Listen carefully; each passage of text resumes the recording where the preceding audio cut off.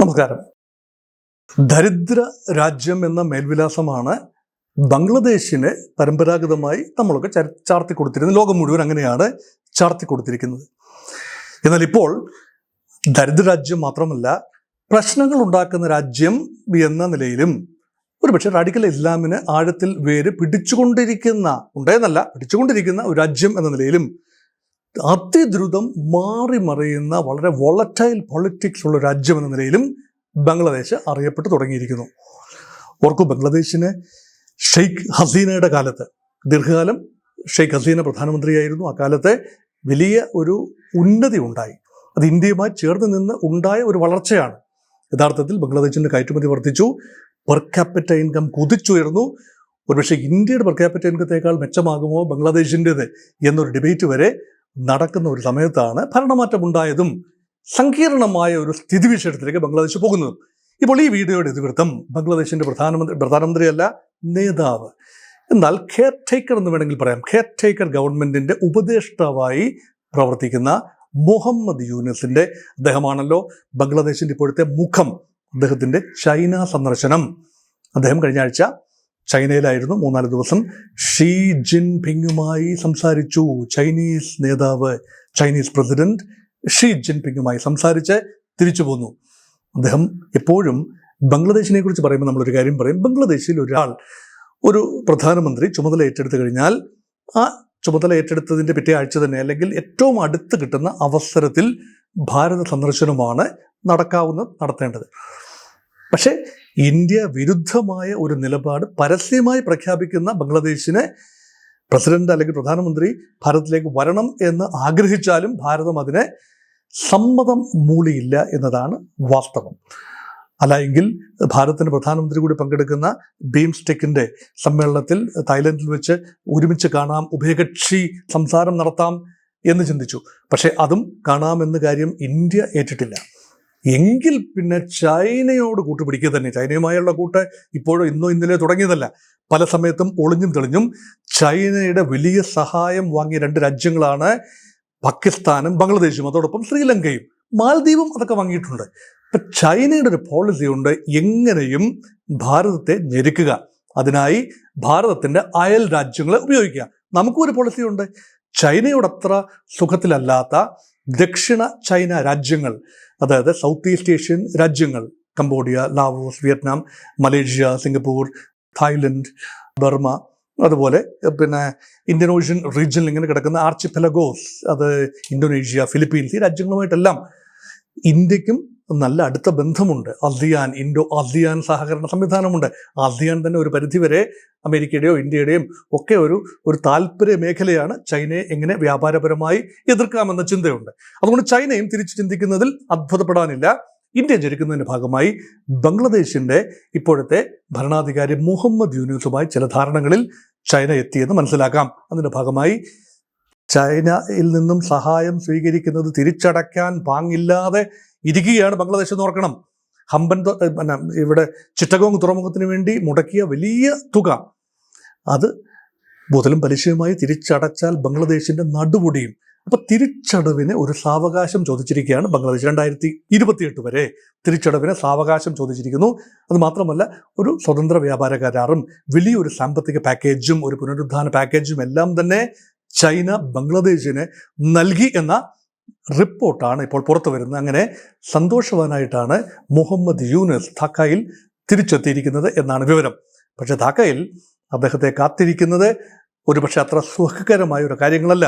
ബംഗ്ലാദേശിനുള്ളിൽ പ്രതിഷേധം കാര്യമായി പുകയുന്നുണ്ട്.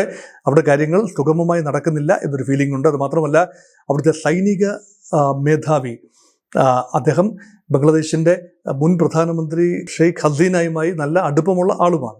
അപ്പോൾ ഇന്ത്യയിൽ പ്രവാസത്തിലുള്ള ഷെയ്ഖ് ഹസീന ഒരുപക്ഷെ തിരിച്ചു വന്നേക്കാം, അധികാരം ഏറ്റെടുത്തേക്കാം.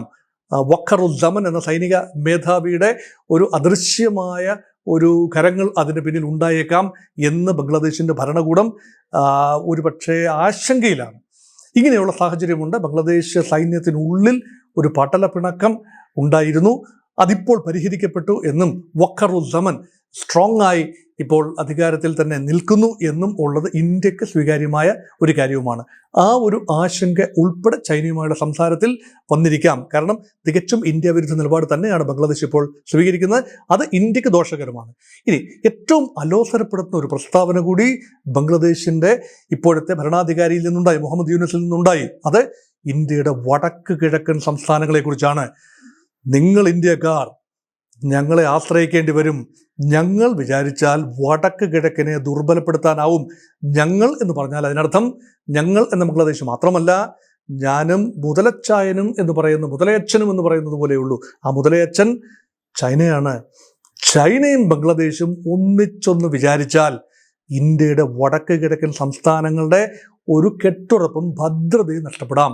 വടക്ക് കിഴക്ക് ആസാം എന്ന മെയിൻ സംസ്ഥാനം, അരുണാചൽ പ്രദേശ്, മിസോറാം, നാഗാലാൻഡ്, മണിപ്പൂർ, സിക്കിം, ത്രിപുര, ഇതെല്ലാം വടക്ക് കിഴക്കൻ മേഖലയിലെ സംസ്ഥാനങ്ങളാണ്. അവിടെയെല്ലാം വലിയ തോതിലുള്ള നുഴഞ്ഞുകയറ്റങ്ങളും ബർമയിൽ നിന്നുള്ള, മ്യാൻമാറിൽ നിന്നുള്ള നുഴഞ്ഞുകയറ്റങ്ങൾ നാർക്കോട്ടിക് ട്രയാങ്കിളിൻ്റെ ഭാഗം കൂടിയാണത്. വലിയ തോതിലുള്ള നാർക്കോട്ടിക് കച്ചവടം അതെല്ലാം അവിടെ പൊടിപൊടിക്കുന്നു. അതിന് പുറമെയാണ് മിസോറാമിലും നാഗാലാൻഡിലും പ്രത്യേകിച്ച് മണിപ്പൂരിലുമുള്ള പ്രത്യേകിച്ചുള്ള ഒരു അവിടുത്തെ ആഭ്യന്തര കലഹങ്ങൾ. ഇതെല്ലാം തന്നെ രൂക്ഷമായാൽ ഇന്ത്യയുടെ മെയിൻലാൻഡ് ഇന്ത്യക്ക് കൂടുതൽ ശ്രദ്ധ വടക്ക് കിഴക്കേക്ക് ചെയ്യേണ്ടി വരും. അതുകൊണ്ട് 4000 കിലോമീറ്ററുള്ള ഒരു ബോർഡർ നോക്കൂ. പശ്ചിമ ബംഗാളിനെ ചുറ്റി വരിഞ്ഞ് ഇങ്ങോട്ട് ഡാർജിലിംഗ് വഴി മുകളിലോട്ട് പോയി ഇങ്ങനെ അസാമിൻ്റെ അതിർത്തി കടന്ന് ഇങ്ങനെ വന്ന് ത്രിപുര ഇങ്ങനെ വന്ന് ആ ബംഗ്ലാദേശിൻ്റെ ഒരു അതിർത്തി നോക്കൂ. എന്ത് ദീർഘമായ ഒരു അതിർത്തിയാണ്. ഇന്ത്യക്ക് ചുറ്റും ഇങ്ങനെ ഒരു റാ പോലെ ഇങ്ങനെ വളഞ്ഞു കിടക്കുകയാണ്. അതായത് ഇന്ത്യ ചുറ്റു വളഞ്ഞു കിടക്കുന്നു ബംഗ്ലാദേശിനെ എന്ന് പറയാം. അല്ല എങ്കിൽ ഇന്ത്യയാൽ ചുറ്റപ്പെട്ട ഒരു കരയാണ് ബംഗ്ലാദേശ് എന്ന് വേണമെങ്കിൽ പറയാം. പക്ഷേ 4000ഓളം കിലോമീറ്ററിൻ്റെ അതിർത്തി എന്ന് പറയുന്നത് കെട്ടിയടക്കാൻ ഇന്ത്യ ഒരു ശ്രമം നടത്തുന്നു. പക്ഷേ പശ്ചിമബംഗാൾ മുഖ്യമന്ത്രി മമതാ ബാനർജിയുടെ മെല്ലെപ്പോക്കും നിസ്സഹകരണവും ആ ഒരു മതിൽ കെട്ടൽ പ്രക്രിയയെ പിന്നോട്ടടിക്കുന്ന കാഴ്ച കാണുന്നു. രാഷ്ട്രീയമായി നോക്കുമ്പോൾ പലപ്പോഴും നുഴഞ്ഞു കയറി വരുന്ന ആളുകൾ തൃണമൂൽ കോൺഗ്രസിനെ, ബംഗ്ലാദേശിൽ നിന്നുള്ള നുഴഞ്ഞുകയറ്റക്കാർക്ക് തൃണമൂൽ കോൺഗ്രസിന്റെ ആത്യന്തികമായ വോട്ട് ബാങ്കുകളാകാൻ കഴിയുന്നു. മുൻപ് ഇടതുപക്ഷത്തിന്റെ വോട്ട് ബാങ്കുകളായിരുന്നു സിറ്റിസൺഷിപ്പ് ലഭിച്ചവർ. ഇപ്പോൾ ഇനിയും തൃണമൂലിന്റെ വോട്ട് ബാങ്കുകളായി അവരെ കാണുന്നു. അതുകൊണ്ട് അവരെ പൂർണ്ണമായും ആ അതിർത്തി കൊട്ടി അടയ്ക്കാനാവില്ല എന്നും മുഹമ്മദ് യൂനസിനറിയാം. ഇതെല്ലാം വെച്ചുകൊണ്ട് ഇന്ത്യയോട് ശക്തമായി ഏതാണ്ട് വിലപേശുന്ന, ഭീഷണിയുടെ സ്വരത്തിൽ വിലപേശുന്ന ഒരു നേതാവിനെ നമ്മൾ കാണുന്നു. ഇവിടെ ട്രംപ് ഊറിച്ചിരിക്കുകയാണ്. ട്രംപിൻ്റെ പദ്ധതികളിൽ മുഹമ്മദ് യൂനസ് ഇല്ല. വ്യക്തിപരമായി തന്നെ മുഹമ്മദ് യൂനസിൻ്റെ ചില പ്രസ്താവനകൾ ഡൊണാൾഡ് ട്രംപിന് അലോസരം സൃഷ്ടിച്ച ഒരു പാരമ്പര്യമുണ്ട്. അതുകൊണ്ട് അമേരിക്കയുടെ ഉൾപ്പെടെ ഒരു സാന്നിധ്യം, കൂടുതൽ സാന്നിധ്യവും കൂടുതൽ സഹകരണവും, ഒരുപക്ഷെ റഖൈൻ പ്രവിശ്യയിൽ നിന്ന് നേരിടുന്ന ആക്രമണവും, സൈന്യത്തിന് നടത്താൻ പറ്റുന്ന ഒരു ആക്രമണം, ഒരുപക്ഷെ സൈനിക അട്ടിമറിയിലൂടെ ബംഗ്ലാദേശിൻ്റെ ഗവൺമെൻറ് തന്നെ ഒരുപക്ഷെ മാറ്റിമറിക്കപ്പെടാനുള്ള സാധ്യത പൂർണ്ണമായി തള്ളിക്കളയാനാവില്ല. ഈ ആശങ്കകൾ ചൈനയുമായ സംസാരത്തിൽ ഉണ്ടായി എന്ന രീതിയിലാണ് റിപ്പോർട്ടുകൾ പുറത്തു വരുന്നത്. അതുകൊണ്ട് മുഹമ്മദ് യൂനസിൻ്റെ ചൈന സന്ദർശനം ഒരുപിടി വലിയ ചോദ്യങ്ങളാണ് ഭാരതത്തിന് മുമ്പിൽ ഉയർത്തുന്നത്. നമുക്ക് എന്താണ് ഇതിൻ്റെ പരിണിത ഫലം എന്ന് വരും ദിനങ്ങളിൽ കൂടുതൽ വ്യക്തമാകും.